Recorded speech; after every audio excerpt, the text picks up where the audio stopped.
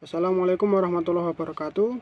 Kami dari kelompok 10 yang beranggotakan saya, Azizul Rizky Pramudia dan Cici Zahratul Ula akan menyampaikan materi yang berjudul Salahuddin Al-Ayyubi, pendiri dinasti Ayyubiyah dan pembebas Baitul Maqdis dalam Perang Salib.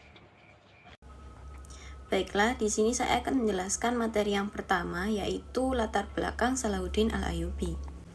Salahuddin Al-Ayyubi yang lebih dikenal dengan nama Saladin lahir di daerah Tikrit, sebuah desa tua di dekat Baghdad pada tahun 532 Hijriah atau 1137 Masehi, dan berasal dari keluarga Ayyubiyah Kurdistan, di mana keluarga bersuku Kurdi adalah keturunan yang memiliki asal-usul yang mulia dan sangat terhormat. Keluarga suku Kurdi memiliki nasab dan klan yang terhormat. Rawadia merupakan sebutan klan suku Kurdi dari marga Hazian. Dalam suku Kurdi, marga Hazian adalah marga terbesar. Sedangkan Al-Ayyubiyun merupakan keturunan dari Ayyub bin Shadi yang merupakan suku Kurdi paling terhormat. Nama lengkap Salahuddin Al-Ayyubi adalah Salahuddin Yusuf Al-Ayyubi Abdul Muzaffar Yusuf bin Najmuddin bin Ayyub. Ayahnya Najmuddin bin Ayyub adalah seorang gubernur wilayah Ba'alba pada masa Imaduddin Zangki dan putranya Nuruddin.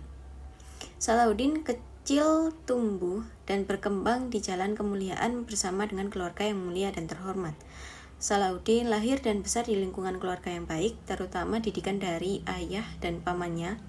Salahuddin mendapat pendidikan yang terbaik sebagai putra dari seorang amir. Pendidikan yang berkaitan dengan Al-Quran, hadis, bahasa dan sastra Arab, dan fikih adalah pendidikan dasar yang dipelajari oleh setiap anak muslim pada saat itu. Namun selain pendidikan dasar tersebut, Salahuddin Al-Ayyubi tentu sudah mulai mendapatkan pelajaran adab dan keterampilan yang berkaitan dengan kedudukannya sebagai seorang putra amir. Pada saat Salahuddin masih kecil, ia sering menghabiskan waktunya untuk mendatangi tempat-tempat kajian untuk belajar membaca, menulis, dan menghafal Al-Quran seperti kebiasaan anak-anak lainnya. Selain itu, ia juga belajar kaidah-kaidah bahasa dan dasar-dasar ilmu nahwu seperti yang dipelajari oleh anak-anak para penguasa muslim. Salahuddin Al-Ayyubi juga belajar ilmu-ilmu keislaman dan beragam teknik peperangan. Selain itu, ia juga pandai dalam permainan bola, menunggangi kuda, dan keahlian-keahlian dari golongan penguasa. Materi yang kedua yaitu tentang kondisi pemerintahan pada masa dinasti Ayyubiyah. Yang pertama, kondisi politik. Salahuddin Al-Ayyubi yang berhasil dalam Perang Salib membuat para tentara mengakui bahwa ia adalah pengganti pamannya, yaitu Asaduddin Syirkuh yang sudah meninggal sebagai Amir Mesir. Di bawah kepemimpinannya, Salahuddin Al-Ayyubi berhasil membuka jalan politik untuk pembentukan mazhab-mazhab hukum Sunni. Mazhab Syiah tetap bertahan di bawah pemerintahan Fatimiyah, sedangkan Salahuddin memperlakukan mazhab Sunni. Namun ketika dinasti Fatimiyah jatuh, fungsi madrasah untuk penyebaran mazhab Syiah otomatis hilang. Belajar dari dinasti Fatimiyah yang memasukkan mazhab Syiah ke lembaga pendidikan, Salahuddin Al-Ayyubi setelah menguasai Mesir mengubah Masjid Al-Azhar menjadi madrasah agama yang mengajarkan mazhab Sunni. Ia juga mendirikan sekolah-sekolah dan zawiyah-zawiyah dan memberi perhatian pada mazhab Sunni. Saat Al-Adil diangkat menjadi khalifah, Salahuddin Yusuf Al-Ayyubi masih menghormati simbol mazhab Syiah. Namun ketika Al-Adil wafat, ia menandai rezim Fatimiyah sudah berakhir dan kemudian berdirilah dinasti Ayyubiyah. Yang kedua yaitu kondisi ekonomi. Dinasti Ayyubiyah saat pemerintahan Salahuddin Al-Ayyubi memiliki ekonomi dan kehidupan yang sejahtera dan lapang. Sebab saat itu beberapa pintu pemasukan sangat banyak dan sumber ekonomi yang bermacam-macam. Sumber-sumber itu adalah sebagai berikut. Yang pertama, menguasai seluruh cadangan kekayaan yang pernah dimiliki oleh keluarga dinasti Fatimiyah setelah Mesir dikuasai. Yang kedua yaitu sumber penghasilan dari jizyah yang bermanfaat bagi non-Islam. Yang ketiga, sumber penghasilan dari tebusan yang diambil dari tawanan-tawanan. Yang keempat, sumber harta yang diperoleh dari aset ghanimah atau rampasan yang diambil melalui peperangan. Yang kelima, sumber penghasilan dari pajak yang diambil dari tuan-tuan tanah di daerah-daerah yang berhasil ditaklukkan secara damai. Salahuddin Al-Ayyubi termasuk salah satu sultan yang tidak menyalahgunakan atau salah menempatkan harta pada bukan tempatnya. Akan tetapi ia menggunakan harta di jalan Allah seperti mendirikan benteng, membangun pertahanan, dan merenovasi berbagai bangunan, serta membangun setiap proyek yang dapat mendatangkan keuntungan bagi negaranya. Yang ketiga yaitu kondisi peradaban Islam. Setelah runtuhnya dinasti Fatimiyah, Salahuddin Al-Ayyubi dengan segera menghapus dinasti tersebut, dan dengan jelas ia mengatakan bahwa dirinya adalah penguasa baru atas Mesir, dan namanya adalah dinasti Ayyubiyah. Dinasti ini lebih berorientasi ke Baghdad yang Sunni. Islam sebenarnya sudah berkembang dengan baik sebelum Salahuddin Al-Ayyubi memerintah di Mesir, apalagi dengan adanya Universitas Al-Azhar yang menjadi pusat pengkajian hingga melihatkan dinamika pemikiran-pemikiran dalam masalah agama Islam. Universitas Al-Azhar merupakan suatu lembaga pendidikan tinggi yang menjadikan sebagai tempat pembelajaran pada masa dinasti Fatimiyah. Namun, setelah berkuasanya Salahuddin, ia menerapkan beberapa kebijakan baru terkait Al-Azhar. Beberapa kebijakannya antara lain penutupan Al-Azhar. Al-Azhar tidak boleh digunakan sebagai tempat sholat Jumat dan madrasah, dan juga dilarang untuk digunakan sebagai tempat belajar dan mengkaji ilmu, baik ilmu agama maupun ilmu umum. Sebab ditutupnya itu karena Al-Azhar pada masa dinasti Fatimiyah digunakan sebagai tempat mengajarkan ajaran Syiah. Hal itu sangat berlawanan dengan mazhab yang dianut dinasti Ayyubiyah, yaitu mazhab Sunni. Selama pemerintahan dinasti Ayyubiyah di Mesir, perkembangan mazhab Sunni berkembang pesat. Pola dan sistem pendidikan yang dikembangkan tidak lepas dari penguasa bermazhab Sunni, sehingga Al-Azhar dan masa berikutnya adalah lembaga tinggi sekaligus wadah pertahanan mazhab Sunni. Materi yang ketiga yaitu faktor-faktor pendukung perkembangan peradaban Islam pada masa dinasti Ayyubiyah. Yang pertama karena dukungan masyarakat Mesir. Perkembangan peradaban Islam pada masa dinasti Ayyubiyah tidak lepas dari peran besarnya Salahuddin Al-Ayyubi. Salahuddin memiliki dua misi sebagai khalifah pertama dinasti Ayyubiyah. Yang pertama, ia berhasil menaklukkan dinasti Fatimiyah dan mendirikan dinasti Ayyubiyah. Yang kedua, ia berhasil mengalahkan tentara-tentara pada Perang Salib. Setelah berhasil mendirikan dinasti Ayyubiyah, Salahuddin berusaha untuk mendapatkan dukungan dan simpati dari rakyat dengan penuh kesabaran. Salahuddin melakukan beberapa gerakan dalam rangka memajukan kesejahteraan rakyatnya. Gerakan yang pertama adalah menyederhanakan tentang kepemilikan tanah. Langkah selanjutnya adalah menghapus dan menghilangkan tokoh-tokoh penyamun, baik yang tampak nyata maupun mereka yang bersembunyi di balik kedok pemerintahan. Selanjutnya di bidang angkatan perang. Gerakan pembaharuan ini banyak menimbulkan dampak positif, baik di bidang ekonomi maupun di bidang kesejahteraan masyarakat. Dan tentu sajalah yang demikian menumbuhkan simpati rakyat banyak. Rakyat menyambut gembira dengan semua gerakan pembaharuan yang dilakukan oleh Salahuddin, yang semata-mata demi kesejahteraan dan keamanan masyarakat Islam. Yang kedua karena kekuatan militer yang tangguh. Salahuddin Al-Ayyubi memperkuat pertahanan berbagai kota, membangun benteng-benteng dan membentuk pasukan untuk menghalang serangan apapun. Saat itu ia fokus pada pembangunan berbagai kekuatan laut, karena ia menyadari bahwa kekuatan bangsa Eropa terletak di laut dan kelemahan mereka di darat. Dia harus membangun armada perang untuk mencegah konvoi armada laut bangsa Eropa ketika akan mendukung kerajaan-kerajaan Salib di pesisir Syam dengan perbekalan senjata dan bala tentara. Tujuan utama jihad pasukan Salahuddin Al-Ayyubi adalah mengusir pasukan Salib yang telah merebut pesisir Syam dan merebut kembali Baitul Maqdis yang telah mereka kuasai. Tujuan strategis jihad ini adalah merebut kembali tanah-tanah yang telah diduduki kaum Salibis sejak akhir abad ke-5 Hijriah itu. Untuk mewujudkan tujuan ini, pasukan Islam pun menempuh berbagai cara, baik melalui konfrontasi langsung atau dengan cara melemahkan musuh secara ekonomi dan moral. Yang ketiga, karena kerjasama dengan dinasti-dinasti lain. Untuk menegakkan kekuasaan di Suriah dan Mesir, Salahuddin Al-Ayyubi melakukan upaya yakni menjalin hubungan kerjasama dengan dinasti-dinasti lain yang berkuasa pada masa itu, seperti kerjasama dengan Khalifah Abbasiyah, kerjasama dengan Kekaisaran Bizantium, kerjasama dengan kelompok Hashashim, dan kerjasama dengan dinasti Muwahhidun. Baik, di sini saya akan menjelaskan tentang Perang Salib. Ketika Salahuddin Al-Ayyubi hidup, dunia Islam pada saat itu sedang terjadi peperangan antara umat Islam melawan umat Kristen. Disebut Perang Salib. Dan pada masanya, itu Perang Salib memasuki periode kedua. Sebenarnya Perang Salib itu apa sih? Perang Salib itu istilah populernya adalah perang perebutan Baitul Maqdis antara umat Islam melawan umat Kristen Eropa. Perang Salib juga populer disebutkan karena tentara Kristen memakai simbol salib besar di baju mereka yang menegaskan bahwa perang tersebut mereka anggap suci.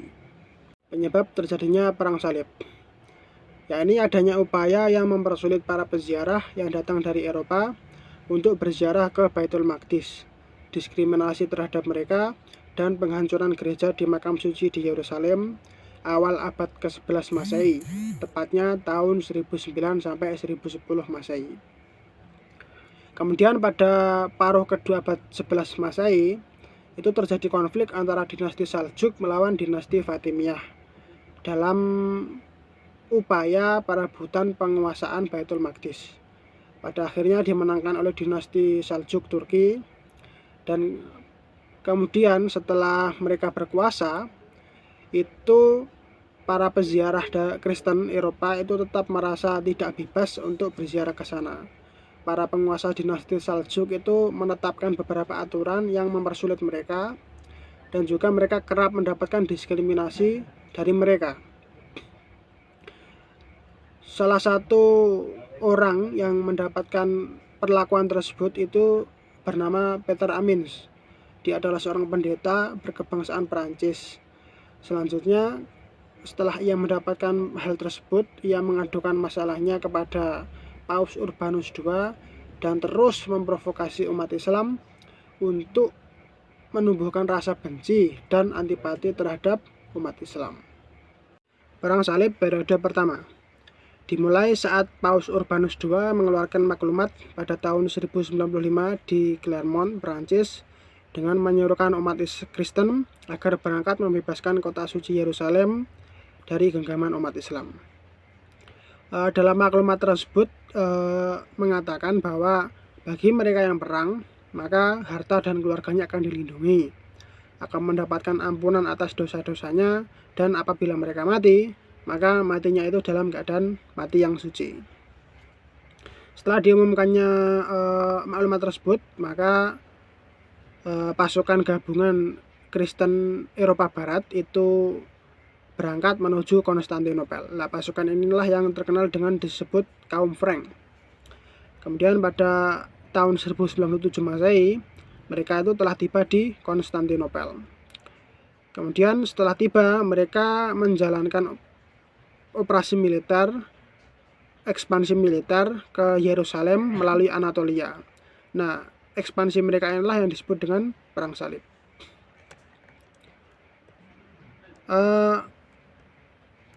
Pasukan Salib berhasil menguasai Nisya pada tahun 1097 Masehi. Tahun 1098 Masehi, pasukan Salib dapat menguasai Edessa. Di wilayah Edessa, pasukan Salib mendirikan kerajaan Latin I yang dipimpin oleh Baldwin. Kemudian mereka melanjutkan ekspansinya ke Syria Utara hingga Antioquia. Dan di wilayah Antioquia, pasukan Salib mendirikan kerajaan Latin II di bawah kepemimpinan Bahimon. Selanjutnya, 1 tahun setelahnya, pada tahun 1099 Masehi, mereka berhasil menguasai Baitul Maqdis atau Yerusalem di wilayah Yerusalem dan mendirikan kerajaan Latin III yang dipimpin oleh Godfrey. Pasukan Salib kemudian menguasai Akka pada tahun 1104 Masehi, Tripoli pada tahun 1109 Masehi, dan di Tripoli tentara Salib mendirikan kerajaan Latin IV yang dipimpin oleh Raymond. Dari beberapa ekspansi militer tersebut, kenapa bisa dibilang lancar dan sukses? dalam periode Perang Salib pertama ini, kuncinya adalah kelemahan dinasti Islam itu sendiri. Pada saat periode Perang Salib pertama ini, dinasti Islam itu sedang terjadi perpecahan hebat, perpecahan internal. Yang pertama ada dinasti Fatimiyah dan dinasti Saljuk tadi yang berseteru, sehingga otomatis mereka itu tidak bisa bersatu. Selain itu juga dinasti besar seperti dinasti Abbasiyah itu terjadi konflik internal, yaitu perebutan kekuasaan antar pemimpin, antar khalifah. Sehingga momentum ini itu sangat pas sekali bagi tentara salib untuk melakukan peperangan, melakukan ekspansi mereka. Sehingga pihak muslim sendiri itu tidak sempat dan tidak siap untuk melawan pasukan salib. Sebenarnya pihak muslim itu juga melawan, akan tetapi perlawanan mereka itu cenderung tanpa koordinasi dan persiapan yang matang. Nah, umat Islam itu sendiri itu mulai bangkit melawan perang salib, melawan pasukan salib itu pada periode kedua. Perang salib periode kedua.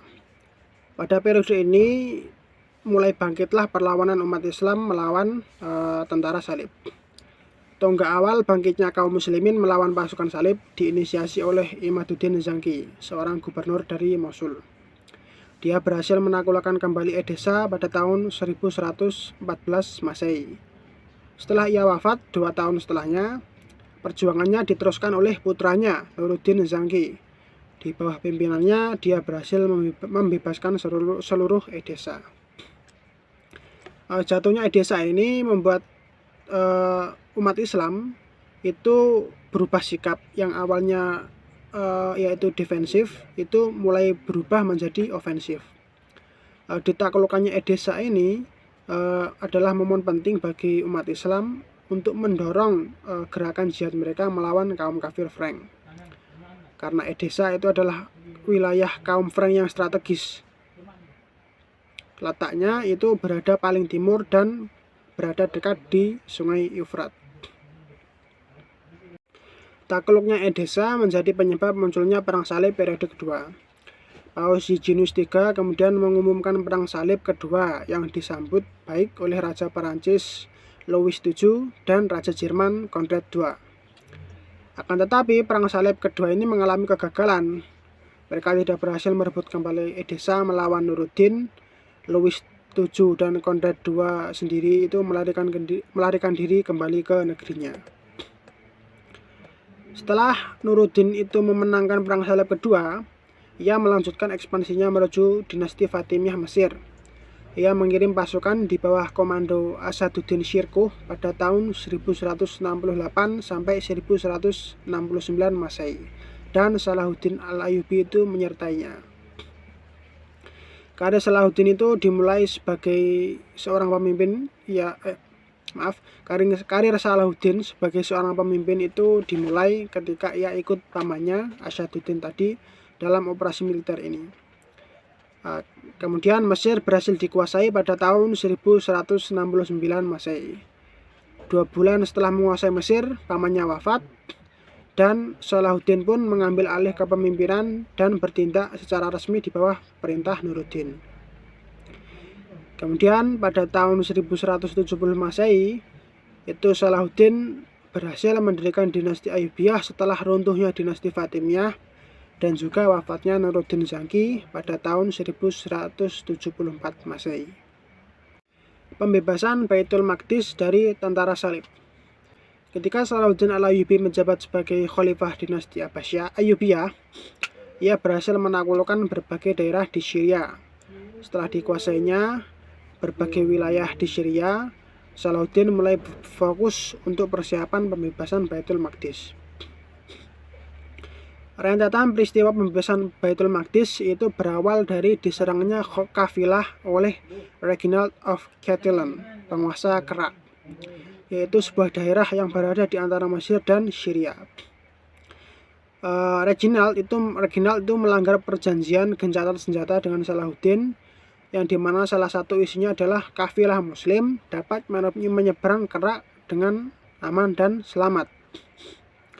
Menurut Abdullah Nasi Ulwan dalam bukunya Saladin, the hero of the Battle of Hardin and liberator of Jerusalem from Crusaders, itu mengatakan bahwa ketika Reginald itu merampas uang dan menawan orang-orang terhadap kafilah yang ia serang tadi, itu dia menghina Islam dan Nabi Muhammad dan mengatakan kepada tawanannya, jika kau percaya kepada Muhammad, panggil dia untuk membebaskan kalian semua.